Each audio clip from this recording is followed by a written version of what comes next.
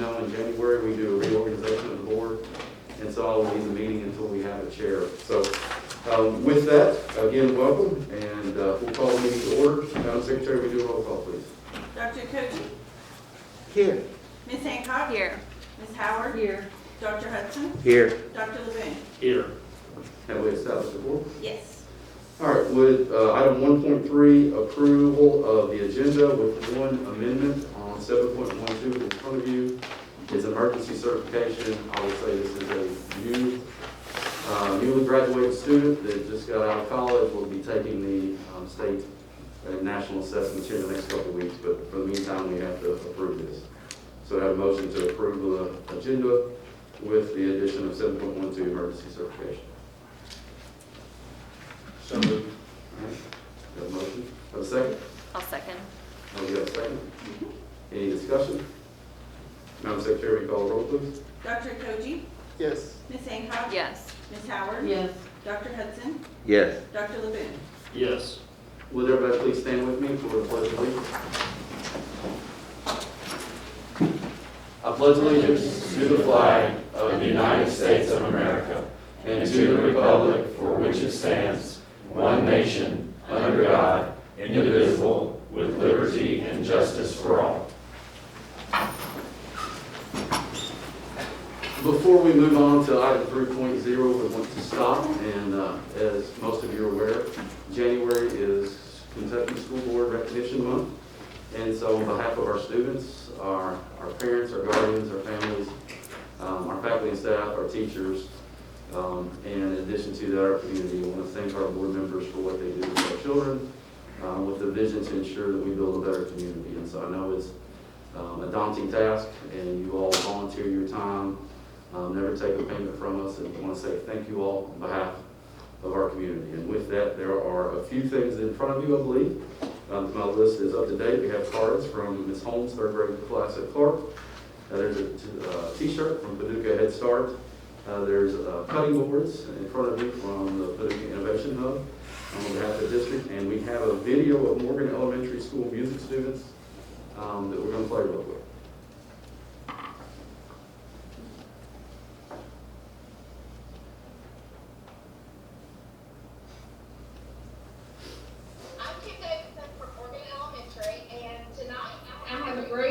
First through fifth graders with me, and we are going to play If You're Happy and You Know It using boom whackers.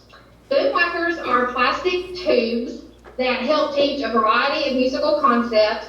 We can teach pitch, we can teach the vibration of music, and solfege alphabet with it. But today we're just going to play a song for you, and we hope that you enjoy it.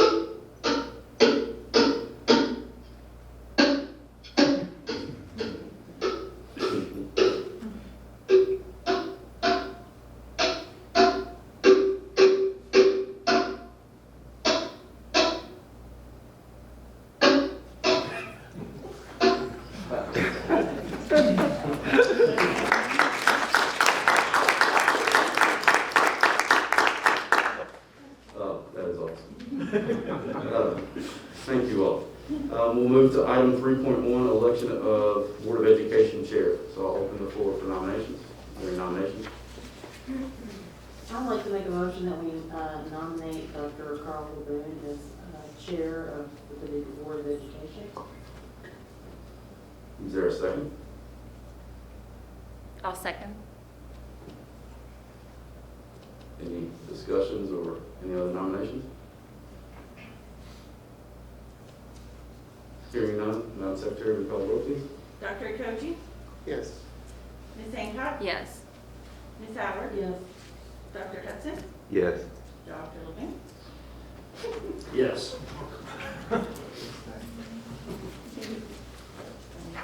Item 3.2 is yours, Dr. Lynn. Okay. Thank you. We'll move ahead to item 3.2, which is election of a board vice chair. And I would open the floor for nominations for vice chair of the Board of Education. I would like to nominate Reverend James Hudson as our vice chair for the 2022 school year. Is there a second? I second. There's a motion and a second for Dr. Hudson to be vice chair. Are there any other nominations?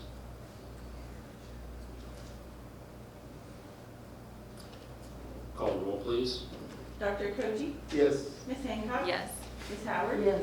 Dr. Hudson? Yes. Dr. Levine? Yes. I think Dr. Hudson and I both thought about abstaining from each of our respective votes for chair and vice chair. No, it's really a pleasure to be on the Board of Education. I'm really, I think all of us are very, very happy to be a part of the school district, to serve the school district. And I assure you in 2022, we will do that to the best of our ability as we move into this new year. Item 5.1 on our agenda is student achievement, Mr. Will Black. If I could just say too, these letters from Clark Elementary School are very sweet, and they're very nice for them to take time to. No offense, but their handwriting's really nice. Their handwriting's really and much better than mine. Even before I was a physician, it's better than mine.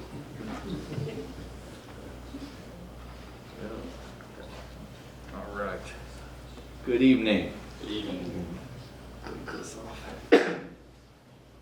Every January, we provide the board an update on transition readiness. It used to be called college and career readiness by the state of Kentucky. We still tend to call it college and career readiness because that's still really what it is, where a kid, we're looking for every graduate our goal is for every graduate to graduate college or career ready. Some graduate both college and career ready, but we want them to at least graduate either college or career ready. And so what I want to do is actually take you through first a little review of the past, because there's been some changes through the years that the state of Kentucky made that changed how we operated. In fact, this is a little bit misleading as a graph, because what you're looking at is actually about 3 different systems. In other words, the rules changed in pretty significant ways through this span of years, but because this is a strategic planning goal, it's actually our #1 goal for strategic planning, or for our strategic plan, we continue to track it. And that's why you see a few asterisks there. So I'll walk you through it.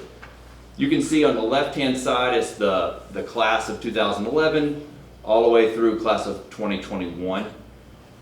And you can see from 2011 to 2017, that was one system. That was the original college and career readiness system under the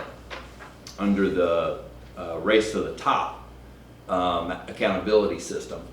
In 2017, that was the last year of that system. The legislature, that was the year the legislature came in and ended the accountability system immediately, and they ended up changing the rules for what it means to be college and career ready just a little bit.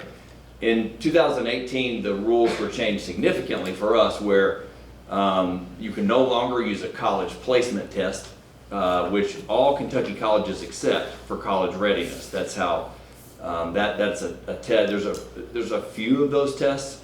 One is called the Coyote. If a kid is just missing one area, it allows them to focus on that area and take tests. Basically get a passing score so they're college ready in that one area.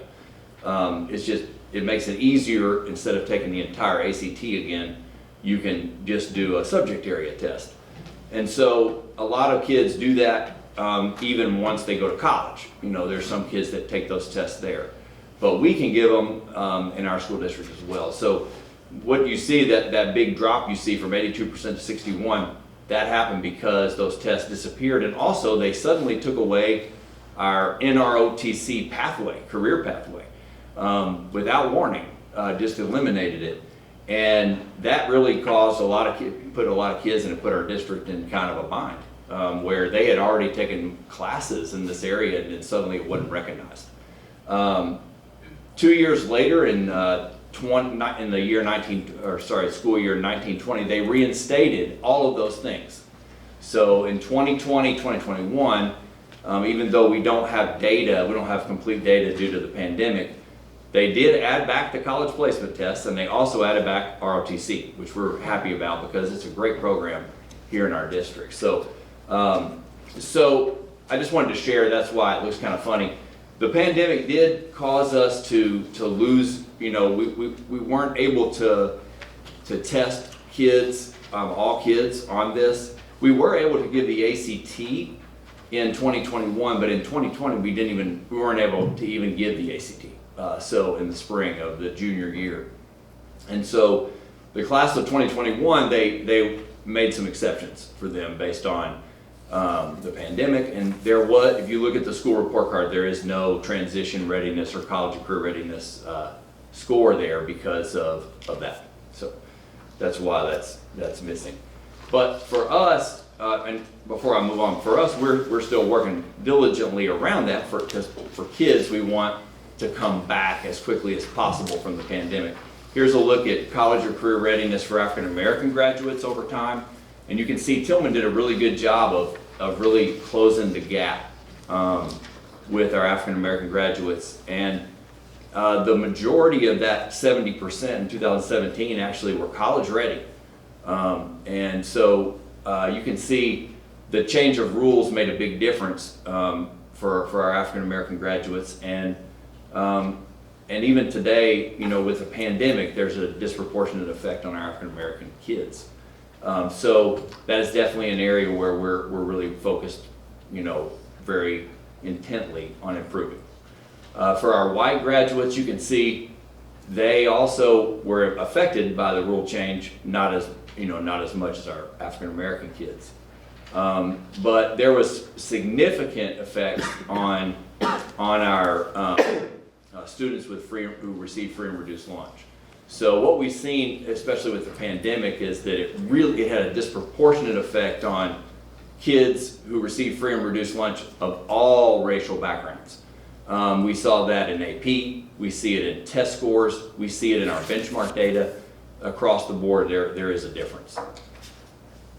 So what I want to share with you next is kind of a comparison of January readiness. So in January every year we give the board an update, and you can see here over the years, these are the percentages that we've reported to you each January. January 2020, you can see we actually had an all-time best that year. We were really excited about our system because we had adjusted to the new system. They had reinstated ROTC and we were back. We were able to really move the needle on getting kids, getting them ready. What you're looking at is college readiness, not career readiness. So the reason you don't see career readiness data up there is because the career readiness industry certification exams are taken mainly in the spring. So right now we have 2 students who've taken career exams already, but they're also college ready. So actually all you're looking at in these graphs are just simply college readiness. There will be quite a number who are career ready and who've been planning to be career ready throughout their tenure in high school.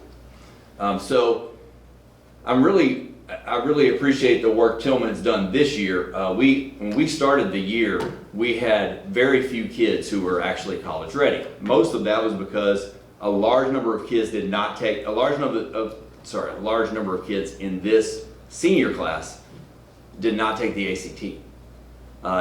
If you recall, ACT is actually given in March. In March of 2021, our cases were still very high, and there was a huge number of students who were still virtual. And so there was a significant number of students who did not come in to take the ACT. So when we started the year, we had some kids with no scores at all, like where we didn't know where they were. And so we encourage kids to go ahead and take the ACT, but if they haven't, or we don't have a score on them, we go ahead and, get to work right away trying to get them ready through other means. And again, they can take the ACT all through the year, and so we will help provide transportation and get them to that if they want to go that route. So anyway, the fact that we're at 42% right now is a big improvement in comparison to where we were, believe it or not. Even though it's below our numbers for the past few years, that is our big roadblock. And where we've really struggled, and this is true across all grade levels, is in math. So what you're going to see, the kids who are currently not college ready, in other words, they haven't yet hit the benchmark, for a large number of kids, they lack one area, and that is math. And that is, again, what we've seen in terms of the gap created by COVID. Absolutely, it is disproportionately around math. So here's the current challenge that we have that we're really focused on, and that is this disparity between African American students and white students in terms of college readiness. And you can see it's, there's a huge difference in where we are right now. Of the African American side of the graph, we actually have 20 kids who are missing one area. If they can pass one more test, they'll be college ready. If those students were counted there, it would be 48%, not 21%. So and guess which area is by far the area of need? Math. And that is true for all students of all backgrounds. Math is much more commonly needed than reading is. And so we've changed our system to ensure that we're able to intervene with each kid that needs it. Now some kids may be in a career pathway too, so we have to balance what's best for kids and what meets their needs, because if they're trying to get career ready and they're trying to finish a course in that, we obviously don't want to pull them out of that course, but we might pull them out of an elective class to get them college ready. So with a lot of kids, we try to do both, where we want them to pass the benchmark if they can for college, and some of them also end up being career ready as well. We really would like it to be both, if possible. Here's free and reduced lunch as compared with paid lunch. And you can see a disparity there for sure as well. And again, math being the big roadblock. So these are the interventions that we've done these interventions for years. In fact, the first bullet point there with reading, English, and math college readiness courses that we implemented at Tillman for seniors, that was how we were able to accomplish this improvement and then that improvement. And it was because we were able to really focus on the areas that they needed, the skill gaps, and we were able to rapidly improve the system of getting kids through so that we're getting them ready in time. And so what we're focused on now, even more than ever, is math readiness, because the numbers of kids who need math are definitely higher than they are in most years. So what we've actually changed it to, it used to be a class that we kind of rotated kids in and out of. Now we actually have scheduled it as a core math class that is basically, if kids have met all the requirements of math up until their senior year, this core math class targets those skills that they really need to get over this benchmark. And that way, what the idea is that, if they pass the benchmark, they can go to college without having to take any remedial math courses. So that's the system we use. And as we move forward through the year, we try to, if we think a kid's not going to make it on the career readiness side, we may shift in real time. And Tillman's really good about trying to, work the schedule to get the maximum impact on this. Career readiness exams, as I told you, are in the spring, and we do pull out interventions for those exams. So that's where we sometimes struggle with, we only have so much time in the day. So if a kid's really working on the career exam, we may let them focus on that as opposed to the college exam. It just depends on their goal, their parents' goals, what they're trying to do. The other thing that we wrestle with sometimes is if a student is trying to make up credits. So let's say during the pandemic, they failed some courses and they're doing some credit recovery to try to come back and pass those courses. That also is tricky because we want them to graduate, and you can't graduate without credits, but we want them to graduate college and career ready too. So you can see there's a lot of variables that Tillman has to kind of balance in order to get the best result. In terms of just long term, the last thing I'll say here is that for us, we're definitely concerned about math all the way down to kindergarten, and that means reading, we've seen it, even though there are gaps, especially with younger kids, let's say kids who were in kindergarten and first grade during the pandemic, they definitely have reading gaps, okay, that we're really working on. But older kids who actually were independent readers, we found that we can catch them up much more quickly in reading than we can in math. And it's because the skill of reading, a lot of the skills get repeated each year. It's just they are applied on a higher vocabulary level, on a higher reading level, but it's still the same basic spiral skills as you go up. Math builds on itself. So the challenge is if you've missed a lot of math skills because of the pandemic, in order to be successful, we really need to keep you at grade level math, build the scaffolds to help you get the old material, and do interventions with you to give you some extra time to catch up, right? But here's our challenge. Because of our sub shortage, and because of the pandemic having teachers and students, being quarantined periodically, it's been a challenge to do that. And so what I'm really hoping for in the spring is that we will have consistent interventions throughout. That's why I'm really glad that Tillman made the switch and made that math readiness course, or the readiness class, not just a pull-out, but an actual course, an actual math course that helps us align and hopefully will give us more time. Any questions?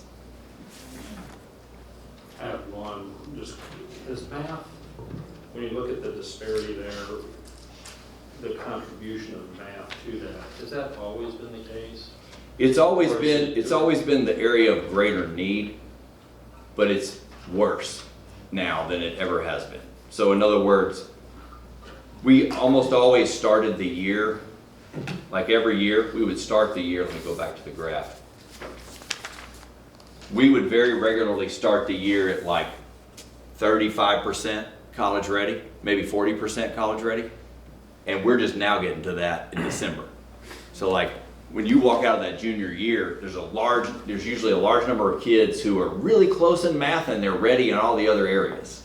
And in a normal junior year, we've already started intervening in the spring of junior year. Like as soon as we get back that ACT score, we're pulling kids and trying to get them over the benchmark so that they're college ready by the end of their junior year, right? And then senior year, it opens you up for more kids. We weren't able to do that because of our class size restrictions and different things. We weren't able to, we did it a little bit, but not on the scale we normally do it. So the interventions just have been, they've been disrupted. And so, what we've got to do, and this is why we partnered with this consulting group that's been really great.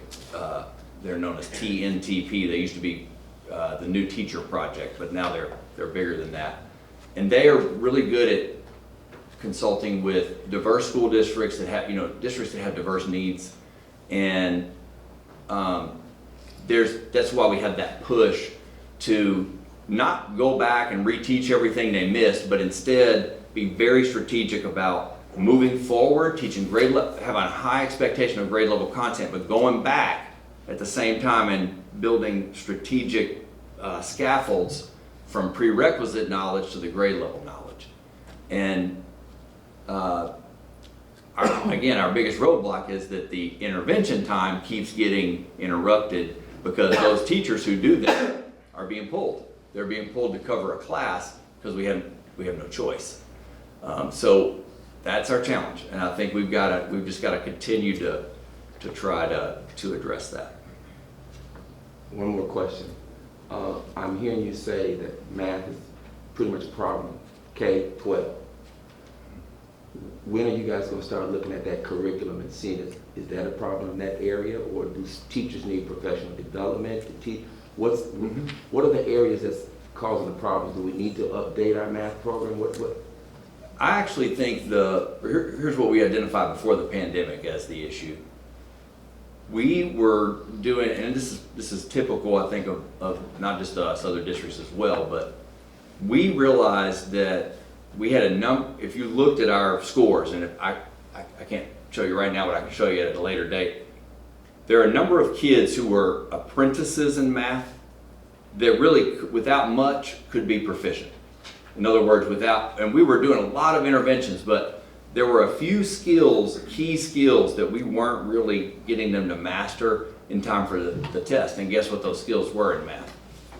They were the deeper, more complex word problem version of the skill, what we call depth of knowledge 3. So there's depth of knowledge 1, that's basically just, learning to do an algorithm, learning to solve an operation in math. DOK 2, or depth of knowledge 2, is a basic word problem. Depth of knowledge 3 is really understanding a multi-step word problem that involves that skill. And that's where we found that we weren't being as effective. Like, we weren't really getting all kids to that point. But we figured out that, I'm not sure that was the curriculum that did that. It was more how after you finish a unit, we weren't continuing to go back to the old, that same skill and continue to ask kids to practice until they mastered that DOK 3 level version. And we had done some pilots at elementary where we actually went back in 3rd grade and 4th grade and 5th grade and had them do that. So as we finished Unit 3, we assessed how many, and actually Mr. Ebersol was part of that, as well as Ms. Spann and Dr. Finsky. But I remember sitting in each of those schools and saying, okay, how many kids have mastered the concept, but they cannot do the multi-step word problem? Like, they can do the operation, they can do a simple word problem, but they're not here. They haven't done the third one. And that is our problem. I think you have some kids that they master it, and what was considered mastery for us back in the day, for me, I know, is no longer considered mastery. The standard's higher. And so we have to do a better job of getting kids to that standard on a consistent basis, even when we've closed some gaps, we're not closing that gap consistently enough. And the same is true here. It's the same problem, I believe. So is that professional development that is necessary to help take that into the next step or to solve that problem? What are the... What we've done in the last 6-7 years, we actually changed our curriculum at the elementary level to a program that had a much richer word problem set and word problem strategies. That was actually a lot of, it's called Math and Focus. It uses a lot of deeper thinking for kids and providing models for solving word problems. Now, we've identified some gaps even in that curriculum. There are a few options, and we've talked about it informally. So it is in our, it's about that time to review that series. The one for high school and middle school, it's a good series, but it can always be reviewed.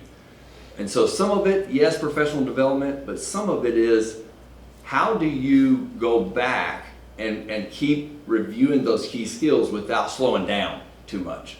And I think that, and how, are there more effective ways to teach kids to solve word problems? That we can always do professional development on that.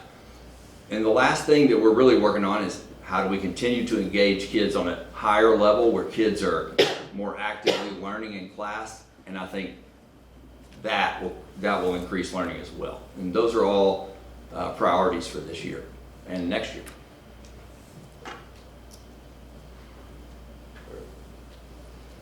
Other questions from the board? One other, just, doing the word problem professional development is gonna maybe increase those numbers this way. Are there any other specific ways to close the numbers that way to decrease the disparity in math? That's Like that disparity right there between our black students and white students? Yeah. Yes. So I think a lot of it is understanding, number one, we got to make sure that we have high expectations for all kids. And I believe we can always do a better job of that. In fact, our number one push right now is to make sure that all kids have access to grade level curriculum, even if they're behind, even if they're, maybe they may be a year and a half, 2 years behind. We still want them to be taught at grade level. And we want then to support them in doing interventions that help them get to grade level as efficiently as possible. And I think, it's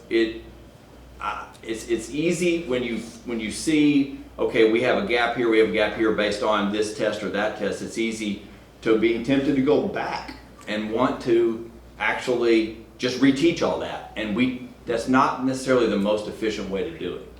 So there's a lot of professional development that we actually went through this summer on that issue because of the pandemic, because there are so many kids with gaps. And that includes kids of all backgrounds, there's gaps. Our ACT scores for kids of every different subgroup have been affected, especially in math. And so there are, for instance, when you shut down your school, and you have 8th graders in Algebra 1, but you shut down in March and you basically don't have a way to teach them new content. They missed half of the second semester of Algebra 1. I mean, those are huge gaps. There's some major skills they missed. And so what we're trying to do, and there's a couple of things. You want to make sure you have high expectations. You want to make sure it's culturally relevant. And you want to make sure you're engaging kids around goals and understanding so that you're empowering them to know here's the pathway to grade level achievement. Here's how you get to proficiency, and make that really, really concrete for parents and kids. And I think we can do a better job of that. We have a new assessment that's really going to help us show parents and students and teachers, hey, kids miss this problem. It's a great assessment. It really predicts K-Prep very well, which that's what we want. We want to take the guessing game out of it. But we want to show people, hey, this is what it takes to get there. Let's work together on that. Let's structure our time so that we're going as fast as possible. And so the last thing I will say is that, part of what the Equity Advisory Council under Ms. Burris is doing is looking at that type of disparity. What are the factors causing that? In other words, why is it that, and at what point are kids falling behind? At what point are they, why do we have that disparity right there, and where did it start? In other words, and then what is our rate of growth? Are we closing that gap? At what rate are we closing that gap? All these are things we've done for years, but this Equity Advisory Council is really looking at those trends and figuring out, are there things in our system, it's not intentional, but are there things that are there that make it harder to close that gap, that we could remove, roadblocks that we could remove? And I believe that there are roadblocks that we can remove. I'm in support of really facing those and removing them. And so I'm excited about what our teachers have done in the past to close achievement gaps, which they've done a good job of at different points and different areas of making breakthroughs in those areas. I've told you before, McNabb made some major breakthroughs right before the pandemic in reading. They made a 23% jump in proficient and distinguished in 4th grade at McNabb. And that wasn't an accident. It was very much based on research and applying and trying different things and figuring out, aha, that right there worked. And we built up to that for a couple years. It's made a huge difference. Now the question is, as you face the pandemic and the different roadblocks that we face in terms of teacher shortages, how do we get all those pieces back together and get organized around moving kids forward? Again, removing roadblocks the whole time. And we still have work to do there. So that's what we're focused on. Are there other questions from the board? I just want to make a quick comment. My belief is curriculum and instruction. Those two are key for students succeeding. So when I think of the math, I'm concerned curriculum and instruction. What do the teachers need in order to be effective? I think that's something you guys need to look at. Okay. I appreciate the counsel, that's good, but there's got to be some type of caucus with the teachers in terms of, okay, when we do this part of the curriculum, this is what, because they can give insight too. So instruction is important. So Yes, sir. I agree with you, and I do think there are, if you look at both our series, or both our curriculum series that we have at elementary and middle school, let's just say, and high school, they're actually, the middle and high school ones are aligned. They're very similar. You will see they are aligned. I mean, they're in the top group of curricula that you can pick. They may not be the most aligned to Kentucky standards, and that's one of the things this consultant group is, the TNTP groups really pointed out to us is, hey, you know what, these are not bad series, but there are some gaps in them. They're not totally aligned with what Kentucky is asking you to teach. And so that's true. What we have to do is supplement them, and we know that. The teacher, that was no surprise to the teachers. They knew there were gaps here. We'd identified all those gaps. But I think what you're saying, Dr. Hudson, is exactly right. We have to give our teachers the best resources to be able to most efficiently teach those skills. And if we don't, it's a waste of time. And we don't have time to waste. And so I think that is on on our list of priorities moving forward, is how do we provide them the best resources, the best strategies, and that's all part of our learning acceleration initiative that we've started with TNTP.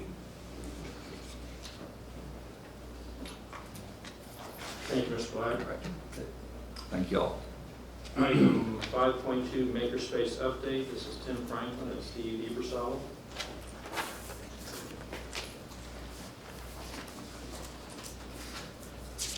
Good evening, everyone, and thanks for the invite to present on what's going on in the makerspace. Just want to talk a little bit about what's going on in the fall semester in two areas: makerspace on the road, and then makerspace here in the hub. Mr. Julian approached us about starting the makerspace on the road program a couple months ago, and presented an idea that he thought there's great value, educational value in travel, and that a lot of our students do not have that opportunity. We approached Dr. Shavely with the idea and then brought it to the board for approval, and it has been a tremendous success in these early trips, and just wanted to share some of those results with you. I didn't make a lot of slides with numbers on them, but we put them on the paper for you to see. That way, if you have questions, you can see that. We've had 2 trips so far, Night at the Aquarium and then Pathfinder Space Camp. Night at the Aquarium was an elementary trip, and the Space Camp was middle school. Night at the Aquarium was a 2-night trip in October 1st and 2nd.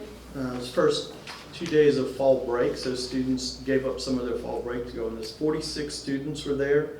12 students had scholarships to pay for that. And they went to Missouri and spent the night in an aquarium. It was a really unique experience. They got to do behind-the-scenes tours with the aquarium folks there. They got to see some live animal demonstrations. They got to go out to a nice dinner at an Italian restaurant. They then went to the Titanic Museum and saw those exhibits. And they went to an indoor facility where they did high ropes courses and zip lining and some really cool challenges. And it was fun for them, but it was very educational. We had lots of very good responses from parents and good feedback from the students. They're already looking forward to what their next trip can be. And then we took a group of students to the Huntsville NASA campus, where they have a middle school space camp for students. They were spent 3 days there. We took 28 middle schoolers, and 14 of those 28 were scholarship students. And that was really a unique experience because it's one of only 2 astronaut training facilities in the United States. And so students got to do a lot of the same things that astronauts did. They also did fun stuff like building rockets and putting on spacesuits, and they got into the multi-axis simulator and got to spin around and do all kinds of crazy stuff. But it was fun, and they loved it, enjoyed it, learned lots of things, asked lots of questions, got to interact with lots of people in the science space world, which is really cool. And we want to continue to bring these travel experiences to our students because I think they're important. You know, we have a Tillman alum who, Terrence Williams, graduated with my wife in 1988. He's a NASA controller in Houston, you know, and if one student from this trip learns something from this and is inspired by that, then I think we've done something there. So upcoming February, we're taking some high school students to Dauphin Island Sea Lab. They're going to live in some dorms down there. Dauphin Island Sea Lab is a marine consortium that all the Alabama universities use for marine science research. So they're going to live on the beach for 3 days, and they'll get to go out on a research vessel in the Gulf and do some. They'll probably do some trawling, and they'll probably do some plankton studies, which is really fun. Then they'll do a dunes study and a marsh study. So that'll be a unique experience, living on the beach for 3 or 4 days. So that's exciting. We're going to take some middle school students to, excuse me, Bowling Green, see Corvettes and Caves. The Memphis trip for middle schoolers is going to be Memphis Music and Civil Rights. Mr. Meadows was reading that today and thought he might want to volunteer for that because he's a music guy. So all of these things, we hope, are inspiring students to see what there is in this great big world of ours, get some real world learning experiences outside of the classroom, and just have the opportunity to do a little bit of traveling that they might not have the opportunity to do normally. And so, so far, that has been very, very successful, and we hope to grow that program. After these trips, you know, we kind of debrief, talk about what worked, what didn't, what we need to change, and we're already sort of thinking about what we can add in the future. So, any questions about Makerspace on the road before we move on to at the hub? Just have one, is there? Sure. So you've had opportunities for elementary school, middle school students, and high school students. High school's coming up in February. Right. So Yes, sir. you'll have had each grade level, each, you know. Correct. Any kind of long-term strategy so that every kid gets one chance at least at some point, either as an elementary school or as a middle school student or as a high school student. So that's exactly one of the things that we've kind of been kicking around out there, you know. Ultimately, kind of what we're thinking long-term is that maybe at each grade level, there's a specific trip geared to that grade. So that way a student is not repeating, you know, nobody wants to go to do space camp 3 years in a row, you know. So if you're a middle schooler and you went on this, what is there to do next year that's new and exciting? And so our hope is to build a catalog of travel experiences like this that we can offer to our students. And yes, it would be great if every kid in our school got the chance to go on some trip, similar to the way our elementaries do Brandon Spring. 4th grade, everybody gets to go to Brandon Spring on an overnight trip. Middle school has done that for years as well. So hopefully, yes. We're trying to get good at a few, and then we can start expanding. Yeah, good question though. Any others? All right, so what's going on at the hub? I included November and December in these. It's front and back sheet for you guys. There is a lot going on in November and December at the hub. Through the robotics rally and Mr. Franklin taking that actually to our middle school, as well as in addition to hosting robotics rallies here in the hub, we were able to have contact with 1,084 students, which is a huge number, and 47% of those are minority students. So we feel like we're making a concerted effort to reach our goals of reaching all students, providing those opportunities to all students, and then continue to grow and expand those opportunities for all students. In addition to the during school and after school programming, the things on the bottom there are things that are going on related to the makerspace that are not counted in those 1,084 contacts in November. Things like makerspace on the road. Our esports team has started up and practicing here in the hub. That's been kind of exciting. Interesting learning experience for me, because I'll go in there and ask if they're playing Donkey Kong, and they laugh at me and they're like, nobody does that anymore. They're all into these really fancy video games that they play against other teams around the state online. The Lubaki Academy is up and going, which is our virtual reality coding courses that Mr. Meadows is teaching.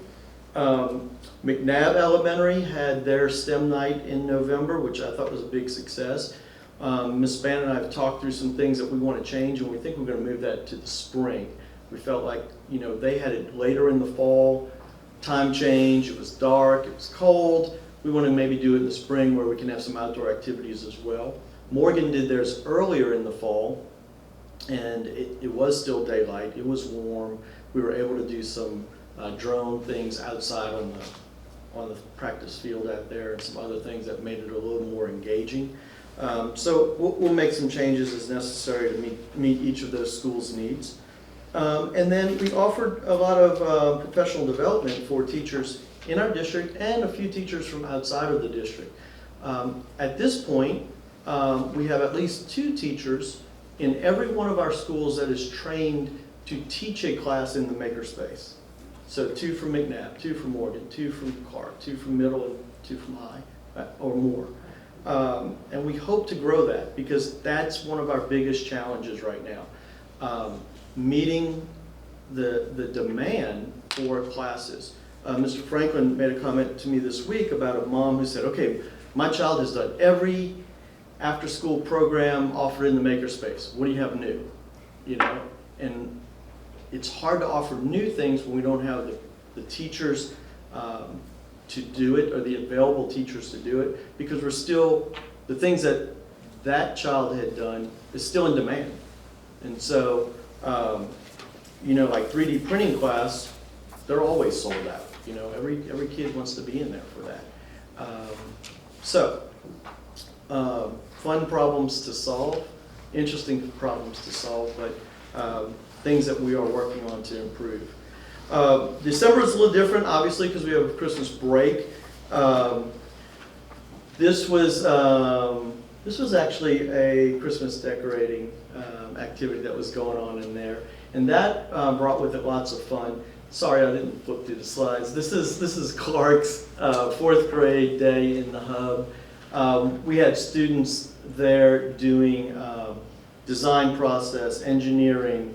They did some robotics, a lot of really good communication between students building boats, and then you can see they're floating them in this, and they were testing them with the fan and how better design, moves faster, and we've already decided we need a bigger swimming pool and better wind and propulsion there to make those work better. So anyway, opportunities for us to improve as well, but that activity has led to other teachers in the district reaching out saying, hey, Clark did this, we want to design something like this for our third graders. And so that has been very successful, and it's really starting to grow and spread. And it's exciting. We had 104th graders in the hub, and they spent an entire day in there. And we all left very tired. But it was so much fun. They were in groups, they rotated through, robotics, they were building these boats, all these different things. And then I was taking them on a tour through the whole building so they can see high school students engaged in the shops and welding and carpentry and what they do. And they were asking great questions about careers and how can I take this class, because they're having fun. That doesn't look like they're, in school. They look like they're doing something really fun and exciting. And so it was good. It was good for everybody. And we want to continue to expand those day programming events. This is a robotics rally. On the left, you can see this was at the hub. Middle school students driving Spheros and programming them to go through that course. And then we had such a high interest in that, Mr. Franklin brought that to the middle school. Mr. Ross allowed him to come over there and do that, and reached about 500 students that day. Close to 700 students that day. Got to rotate through at different times and drive robots. So pretty fun, engaging. And then this is more of December. We had lots of holiday activities like making ornaments. And I think one of the most fun and engaging afternoons was the whole staff, Mr. Ross brought his whole staff, Paducah Middle over, and they had a big time. They made ornaments, they exchanged gifts. I left, I don't know, it was 5:30, 6 o'clock when I was at the door, and they were all still there having a really good time. And it's good to see teachers blow off some steam, have some fun, enjoy each other's company. And they were learning some things along the way because they were learning how to use some of those things. And then we were getting good questions about how can I bring my students here to do things like this? And so that was fun. Ms. Barnhill had a similar event for food service folks. That was a lot of fun. They came in and made some ornaments. Even Mr. Meadows got in on that, painted a little Santa Claus. I didn't know he had that skill set, but he's a fine artist. So anyway, I'll leave it with that. If any other questions that you guys have about what's up at the hub. Any other questions from the board? Thank you very much. All right, thank you. Programs sound exciting, very interesting. It is. It's fun. The next item on our agenda is item 6.0, and this is an opportunity for hearing of individuals and groups. And if you wish to speak, we'd ask you to sign in prior to the meeting. If you didn't happen to sign in after everybody on the sign-in sheet is gone, I'll offer an opportunity for people to raise their hand if they want to come forward. And we'll go with item 6.1 first of all, which is typically the board doesn't respond to comments the night they're made, but we will take everything that we hear under consideration. Item 6.1 is oral communications from the audience regarding items which are included on tonight's agenda. And there's 4 people on the sign-up sheet. Is there anybody who wanted to make comments on items that are included on tonight's agenda? Yes. Yeah, come on. That would be great. And if it's not on the agenda, we can take that in 6.2 also. Just a comment or a question on the makerspace. I know you said you were looking for teachers to help teach some of the new classes. Is there an opportunity for non-teachers to possibly be as a resource to help in some of that? And then what would their requirements be for them to be able to teach some of those classes if that was an option? Yes, ma'am. So, Excellent question. yes, ma'am. And am I supposed to address this? Ms. Watkins, yeah, go ahead. All right. Yes, ma'am. We are always looking for community members who either want to volunteer or possibly even be paid to do some things like that. You know, we're open to almost anything. But the main requirement there is if you're working with students, you have to pass a background check, just like anyone on our volunteer list would be required to do. And the point of contact would be myself or Mr. Franklin, you know, and if, say, you had some great skill, you wanted to teach a class on whatever it might be, painting or something, then let us know. We'll see if there's an interest in that. We can put that out there on our registration process, see if there is an interest in it, and if we get enough people for the class to make, then you would be able to use the facility to do that. We are just barely dipping our toe into that sort of adult education or community type education, but it's what we see in the future and what we would really like to do, because I think it gives an opportunity for, you know, someone who's, maybe they're not a teacher, but they're a skilled artisan in some way, and they can bring something unique to our program that we can't offer. And anytime we can do that, I think it makes us better. So yes and yes, and background check if you're working with students. Now the other option is if it's adults, you know, there could be a tuition-based class, you know, like basket weaving 101. Adults in the community are going to pay $50 each, and that's enough to pay for a stipend for the teacher, even though they're not a teacher, and so they would make a little money by doing it. The people would have the materials and everything provided when they come, and it doesn't essentially cost the school district anything to do that, but it's a service that we can provide to our community. So there's lots of different ways that we've talked through some of these things, and we're looking for people. We always say we're looking for people to do those things. So hope that answers. Any other oral communications from the audience regarding items which are included on tonight's agenda?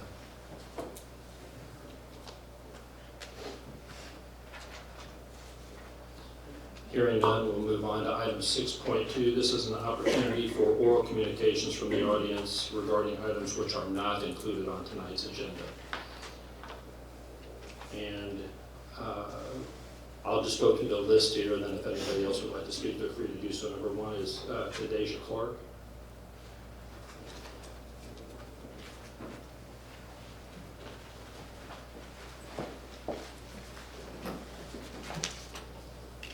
Good afternoon, everyone. Hello.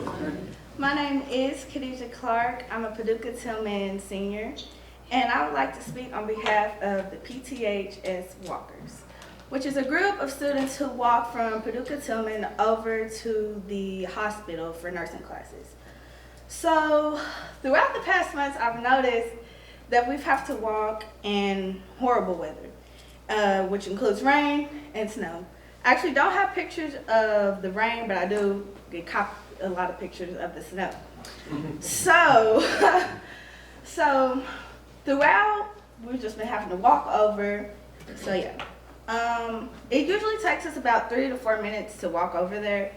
But through storms and stuff like this, you see we had to walk, like roads weren't clear, there was some ice on the ground, and we still had to walk. We were forced to walk. I myself didn't want to walk, and a lot of other students didn't want to walk. So we tried to come up with some solutions that we can do instead of walking through horrible weather such as the snow and rain. So 2 that we have down for sure is we could just get another room in the hub. We see that that's kind of not really possible due to all the other classes that we have, but we've had classes over there before, well, during COVID and things like that. We could also meet in the library, have the teacher meet in the library and just teach us over there. If we see like on the weather app that the weather is going to be bad throughout the day, we should just go ahead and just stay over at Paducah Tillman High School or at the classroom if we get one. The time we have to walk through the storms and stuff like that is taking up our education. We have a certification test we have to take in the spring. I myself can say I know I'm not going to do good on that test due to the lack of time we have to learn. Whenever we get into the classroom, we don't automatically start our work. We have to take attendance and stuff like that. It takes her a couple minutes to get everything ready so we can start our learning process. If we had a class over here at the hub or met at the library for a class, we would have more time to learn about all the stuff we would need for the certification test. What do I have? Yeah, that's all I have right now. So, yeah. Just so we understand, your request isn't just to meet in the library or have a place to meet during inclement weather, but your request would be to try to not go to Baptist Hospital at all Yes. for the class. And do you all meet at the Heart Center at the Baptist Hospital? It's the second floor of their Heart Center. Yes. Any more questions? Thank you for coming and telling us about your problem. Thank you. We will look into that. Item 2, or excuse me, second person on the list is Amanda Shumpert. Is Amanda here? I am here. Would you like to speak? Yes, sir. Okay.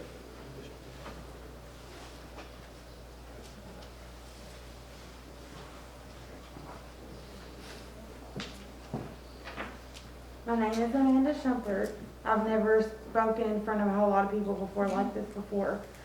But I'm here to speak on behalf of a lot of parents. And I don't know why they're not here tonight.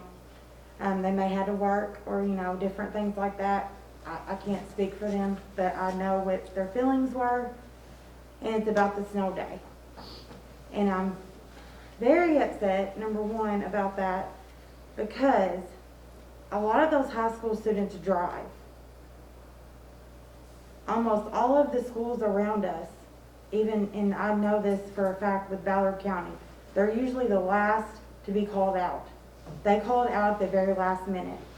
We were not called out. Those children that drive had to drive home. I know several students that had wrecks going home from that. It could have been prevented, I believe, it's in my opinion, if it would have just been called off. I go to work at 6 o'clock in the morning. It started snowing then. It started snowing about 6:15, 6:30. And I work in Paducah. I work at Dippin' Dots ice cream plant. When they called school off at 11:15, I left before that, probably about, 10:35, 10:40. It took me that time, and I got there at like 11:05 maybe. It took me that long in a diesel semi truck. And that is a very heavy truck. I don't know if anybody knows anything about trucks, but that's one of the safest trucks you can be in weather like that. It took my fiance that long to get me to my children. So not only do we put the kids in danger on having the young kids that just got their license and things in danger, but also parents going to pick up their children from work to go get their children. I was so angry and upset and hurt all at the same time because I feel like our children it was not in the best interest. And I don't know how true it is. I'm not going to say it's a fact, but I also heard that Dr. Shively didn't even go into the office that day. I mean, I don't know how true it is, but that's what I heard. So I don't feel like the children, when it comes to things like that, their safety is not in the best interest. And I'm also speaking on behalf of teachers as well, because I have a very good relationship with a lot of teachers at Paducah Middle School. And my twins go to Paducah Middle School, and my oldest daughter goes to Tillman. And even my oldest daughter that goes to Tillman, she feels like the children are not, I'm not going to say respected, but she feels like she's not safe at school because decisions that are made, like snow days and stuff, she said, "Mama, we never should have went to school." She is very mature for her age. I have very many people that could vouch for that. It's not me just saying that because it's my daughter. She has 2 jobs, she goes to school, she has a very good head on her shoulders. And it just breaks my heart for her to say Shively doesn't care about us. That's her exact words to me. And tears just came down my eyes. Because school is supposed to be a safe place for children. Number 1, home. But everybody knows our children don't always have a safe home in Paducah. I've worked in Tillman. I worked there for 4 years. Kids cried to me all the time. I gave them food, I bought them extra lunches, I did all kinds of things for them. And I'm not saying that to boast, because I would never do that. But I'm just saying I know because I worked there. And I loved working there. But when the children tell me, and it wasn't just my children, it was other children. Other children asking me, can you please take me home? My mom doesn't have a car. They had to walk in that. It's very, very upsetting to know that the children are so upset and all you had to do was call school off that day. They had computers, there's no excuse for it. All of them got on their computers and were working on their computers from home the next day on Friday. So there was no excuse, Mr. Shively. None. And I'm usually not a very confrontational person. I usually keep my mouth shut. I've never done this before, and I'm scared to death up here talking to you guys. But it's because of those kids that I'm up here. And I'm sick and tired of them being disrespected. I want them to feel safe at school. Just the bullying. There's so much stuff that goes on that y'all say we don't tolerate bullying, we don't do this, we don't do that. It's bull. The kids are scared to tell because then they'll be snitches. There's so many things. So many. My daughter got put in school detention because another child kept bullying her. And again, teachers knew this. The last day the girl did it, she threw a book at her. My daughter told her, I've told you over and over, leave me alone. Leave me alone. I don't bother you. Then the girl throws a chair at her. And I instructed my daughter, and I'm sorry, because I'm old school. Somebody put their hands on you, they throw something at you, you feel like you're in danger, whatever you have to do, you protect yourself. And that's exactly what she did.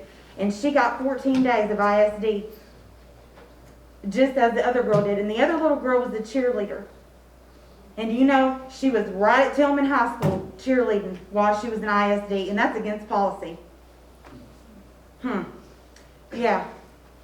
There's a lot of stuff I know, and I don't say anything because my children tell me not to, because they know how upset I get, and they know I go there. And I hear other things. Kids come to me all the time. They call me Mama Bryce. All I hear, kids come up to me, I don't even remember you guys when I was at Tillman. And tell me how much they love me and how much they miss me and how much I was there for them. I was a lunch lady, for God's sake. They cried on my shoulder if they thought they were pregnant or if they were having issues at home. All kinds of stuff. And I hope and pray they still have somebody there, and I'm sure they do.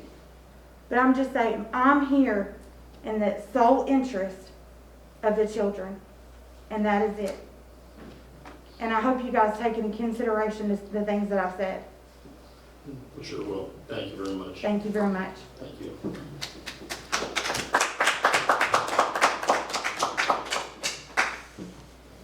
The next person on the list is, third person I believe is Jewel White. If I'm reading the last name correctly. Jewel Wilson. Jewel Wilson, maybe? It looks like Jewel to me. It's Jewel. Okay, Jewel good. Wilson. All right, gotcha. Wilson, sorry. Hello, everyone. Hello. I come before you guys today dealing with the issue about blackface. I struggled with that issue last year. I really did. I had a hard time with it because I'm a man of faith, and I believe that people should be offered a second chance. Took me a while to get there, but when I did, I publicly stated that. After I did that, time passed, of course, as you know. So many things are going on in this world today. It's one thing to have sympathy, but it's another thing to empathize with the person. And being a father of black children is difficult at times. We all love our children, no matter what color you are. We love our children. But black fathers and mothers have to have a different conversation with their children when they send them out in the world. We have to have that conversation, and it's not the sex conversation. It's a conversation about how to be black in America, in the community that you live in. So as time passed and a lot of things came to the fore, I began to think about this thing again. And as I thought about it, I had a conversation with my children, who are, my oldest graduated from Paducah Tillman, and I have 2 or 3 really here now. I graduated from Tillman, as did my wife. And as we talked about this conversation, revisited it, something stuck out to me. And I want you to imagine this, if you will, for just a minute. And this is not to minimize anyone who has gone through abuse. But just imagine with me for a minute that you are an abused woman. And you suffered under the abuse, and then the abuser made you cover that thing, that black eye up. Don't tell anyone about it. While that's going on, you have others that are watching it. There's two group of people I want to talk about real quick. Black kids who have seen this black eye, this stain on Tillman pride. They've had to see it, the black eye that does not ever heal. Those kids, I think about them. But then there's another group of kids that I think about. Our white brothers and sisters. They see that same stain. But perhaps they see it a little bit different. They see it as being okay. And so the vicious cycle continues. Where does it end? I still believe in redemption, and I still believe in second chances. Lord knows I've had a number of them. But it does not have, you do not have to be redeemed in that seat as superintendent. You don't. You can move on. You can be forgiven, but let the black eye heal. I plead with you all. And Dr. Shively, I do not know you personally, but I've heard a lot of great things about you from black people. If the board does not vote for you to move on, I would ask you to search your heart. Let the black eye heal. Thank you.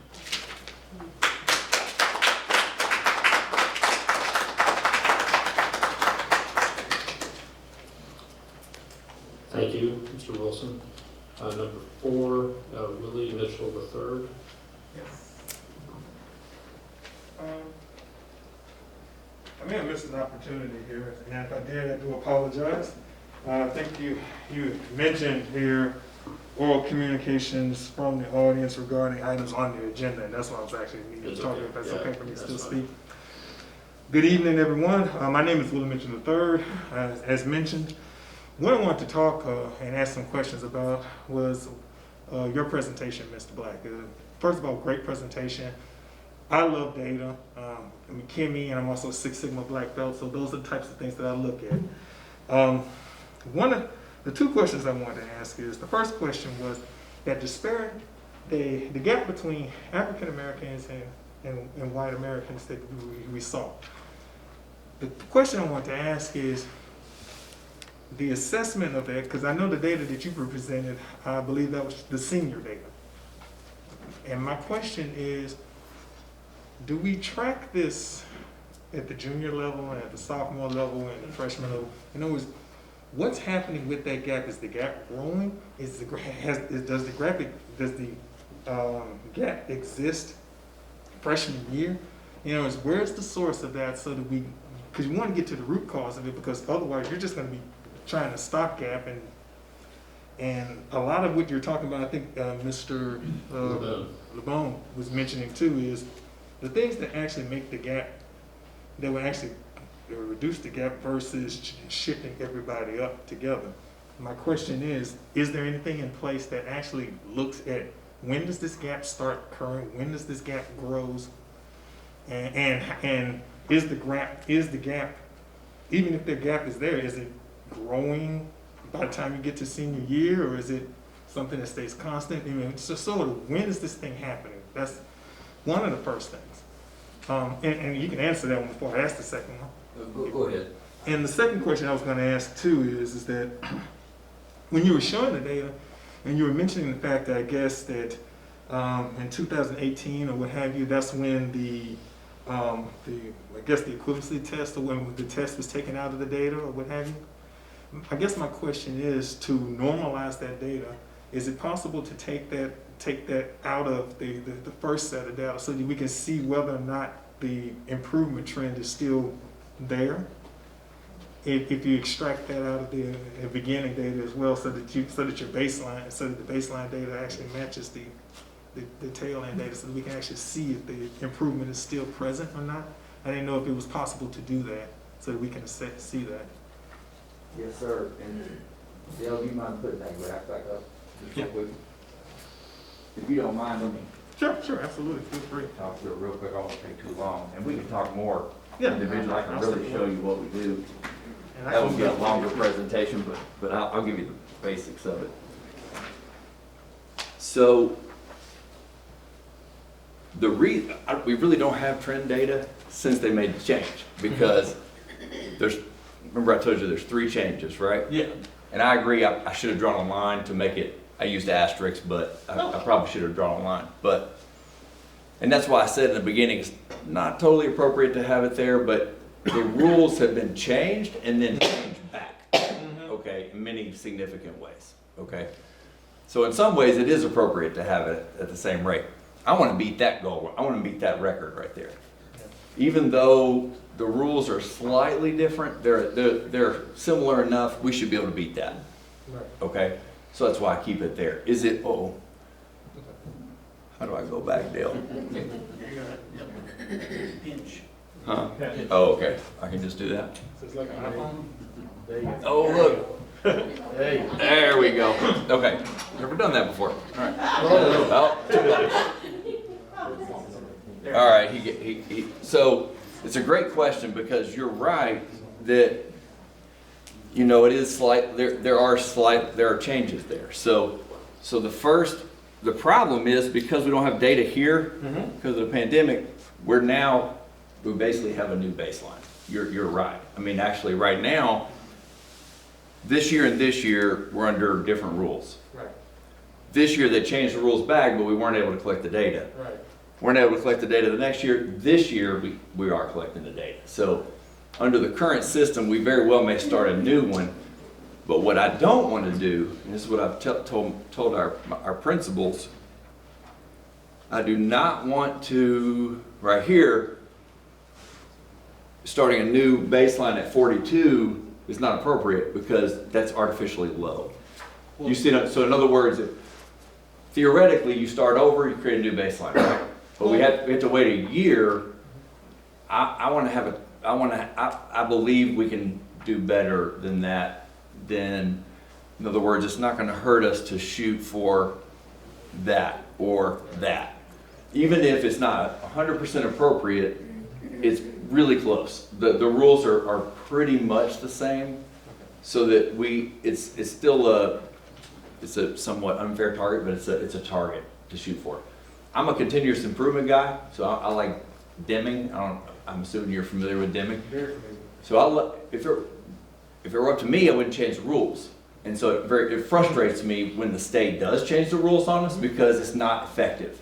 And so what did they do? They changed the rules in some big ways, and guess what? They changed them back. Because they realized what we were telling them made a lot of sense. And so but it took 2 years.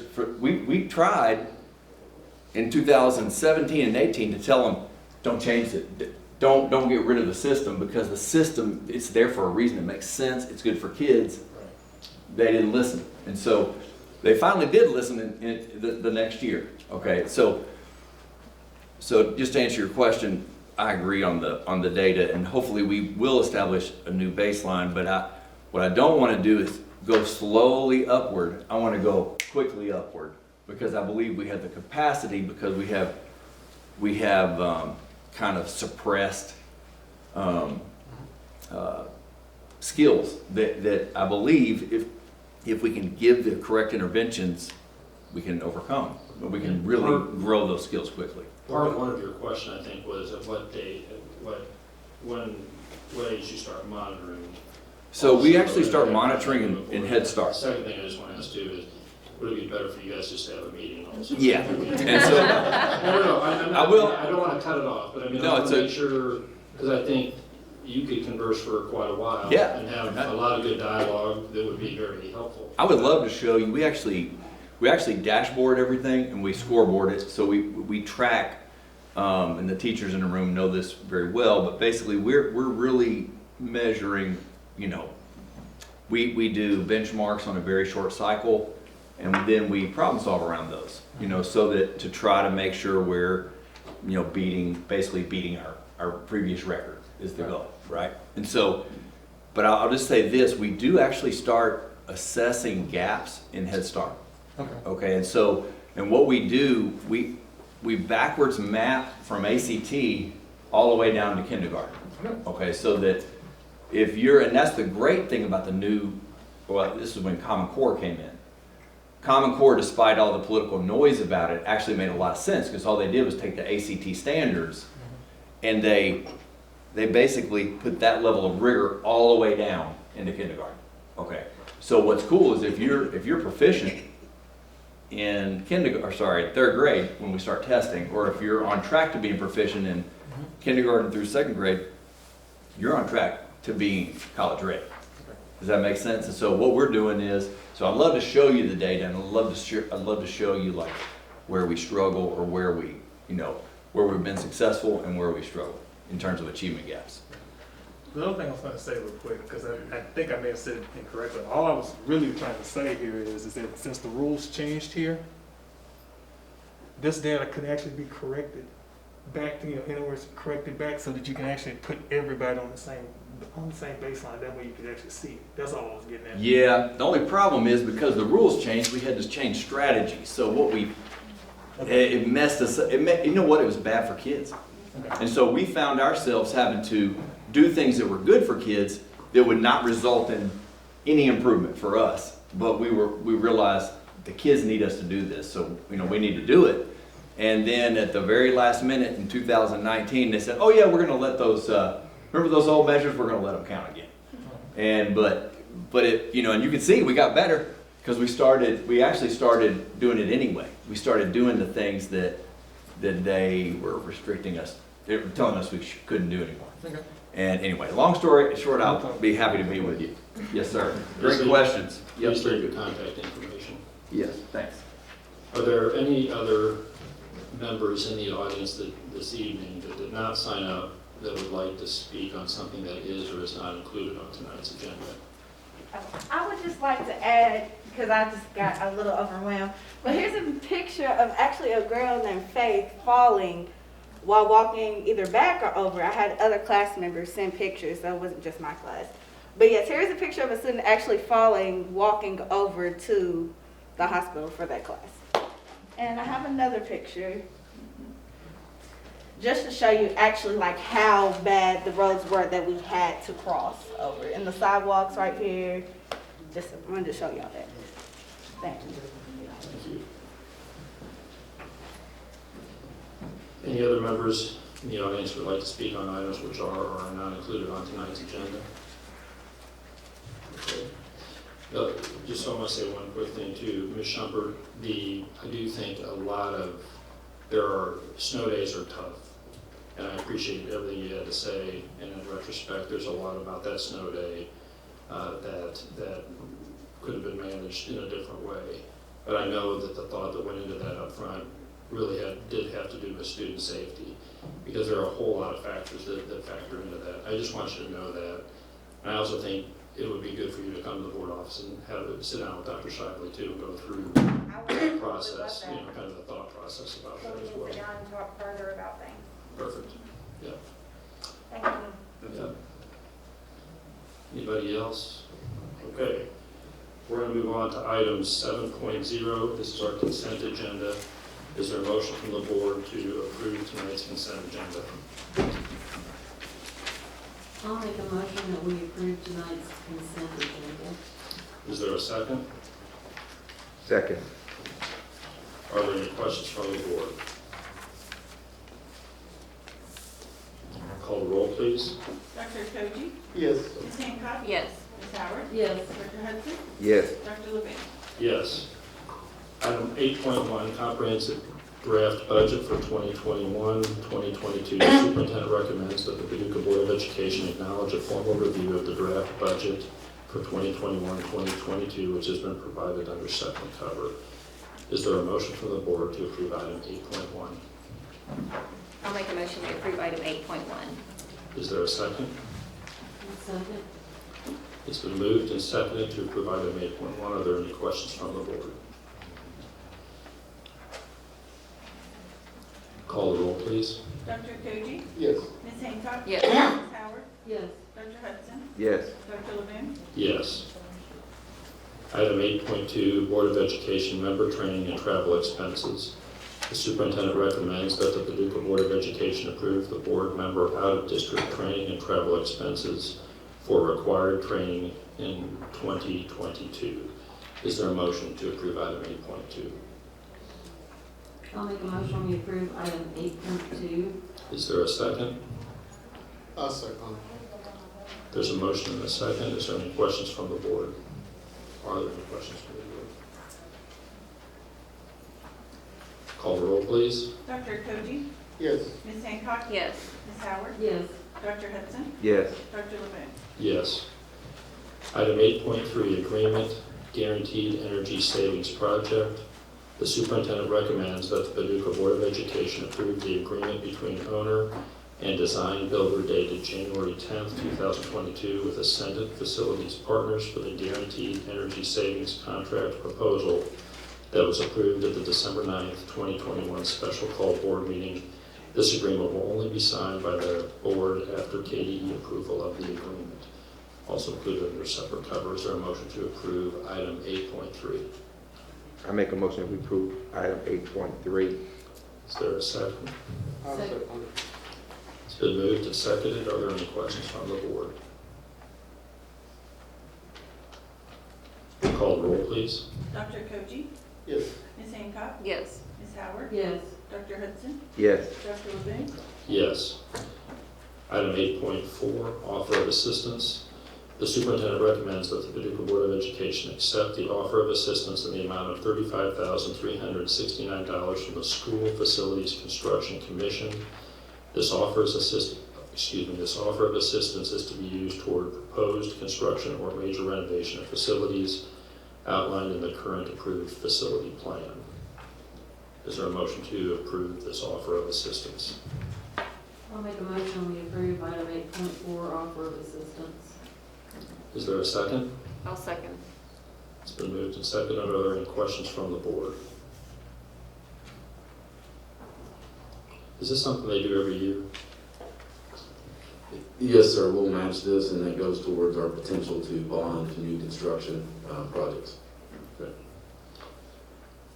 If there's no other questions, call the roll, please. Dr. Koji? Yes. Ms. Hancock? Yes. Ms. Howard? Yes. Dr. Hudson? Yes. Dr. Levine? Yes. Item 8.5, closeout BG1 document, PTHS football field artificial turf installation. The superintendent recommends that the Paducah Board of Education close out the BG1 for the PTHS turf installation project, which is BG 20-165. This will be replaced with a new BG1 document and new BG1 project number. Is there a motion to approve item 8.5? I make a motion that we approve item 8.5, closeout BG1 document. Is there a second? I'll second. It's been moved and seconded. Are there any questions from the board? Call the roll, please. Dr. Koji? Yes. Ms. Hancock? Yes. Ms. Howard? Yes. Dr. Hudson? Yes. Dr. Levine? Yes. Item 8.6, new BG1 document, PTHS football field artificial turf and track installation. The superintendent recommends that the Paducah Board of Education approve the new BG1 document for the PTHS football field artificial turf and track installation project. This replaces the previous BG1 document. Is there a motion to approve item 8.6? I'll make a motion to approve item 8.6, new BG1 document. Is there a second? I'll second. There's a motion and a second. Are there any questions from the board? Call the roll, please. Dr. Koji? Yes. Ms. Hancock? Yes. Ms. Howard? Yes. Dr. Hudson? Yes. Dr. Levine? Yes. Item 8.7, payments to contractor, BG 20-236. The superintendent recommends that the Paducah Board of Education approve the payments to contractors for the Paducah Head Start preschool project. Bacon Farmer and Workman for engineering services, $6,500 and $81.08. Is there a motion to approve item 8.7? Yes, so moved. Is there a second? Second. Any questions from the board? Call the roll, please. Dr. Koji? Yes. Ms. Hancock? Yes. Ms. Howard? Yes. Dr. Hudson? Yes. Dr. Levine? Yes.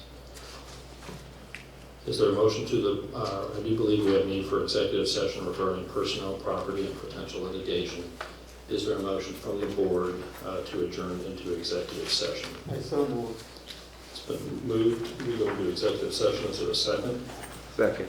There's a motion and a second. If there's no questions from the board, call the roll, please. Dr. Koji? Yes. Ms. Hancock? Yes. Howard? Yes. Dr. Hudson? Yes. Dr. Levine? Yes. Thank you for coming, everybody, and thank you for the comments and the attentiveness and the discussion.